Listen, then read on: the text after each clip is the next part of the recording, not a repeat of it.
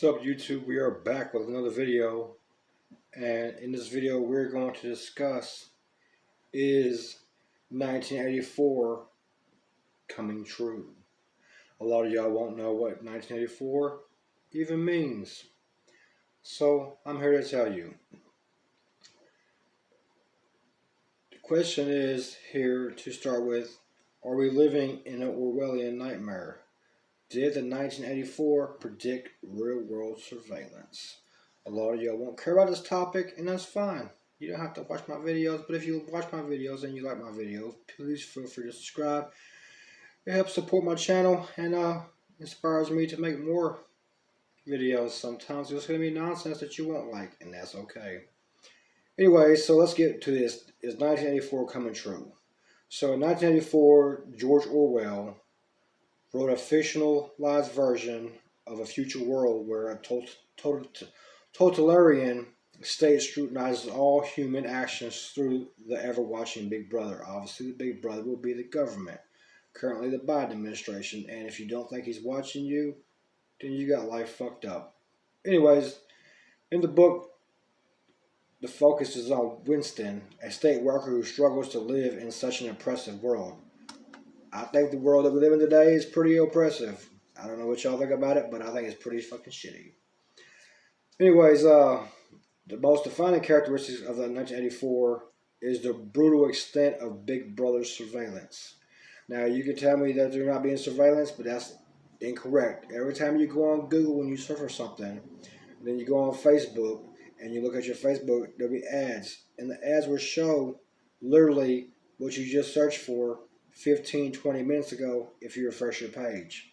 So if you think people's not watching you, you have life fucked up. Let's continue on.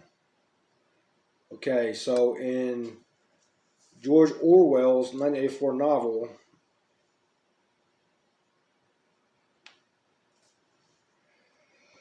he goes on, he talks about Winston, and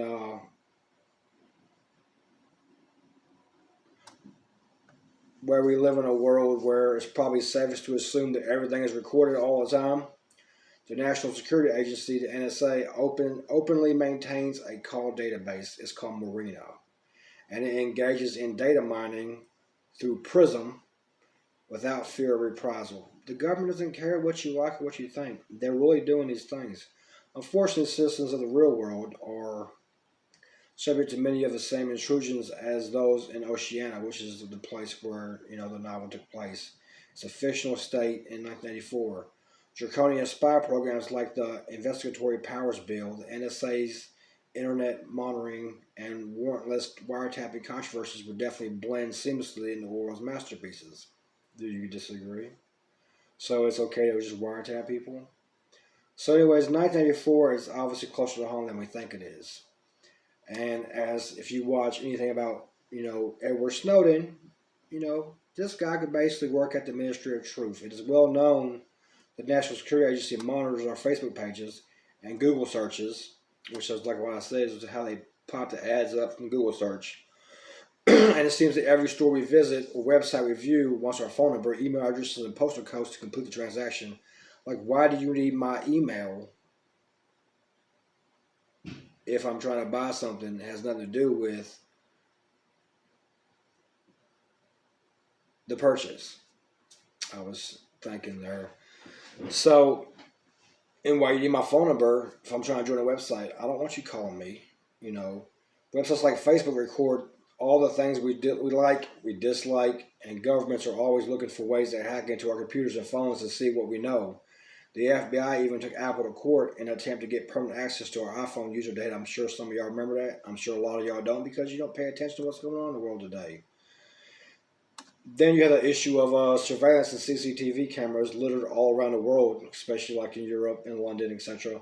It doesn't matter if we're doing nothing or every movement is tracked and recorded. Everything you do is being tracked and recorded. Somebody's watching you. It might be a peeping Tom. It might be a CCTV. It might be your neighbor's camera. It might be the creep down the street. Somebody's watching you. Edward Snowden revealed to the extent of the NSA was spying, and you probably shouldn't have been surprised.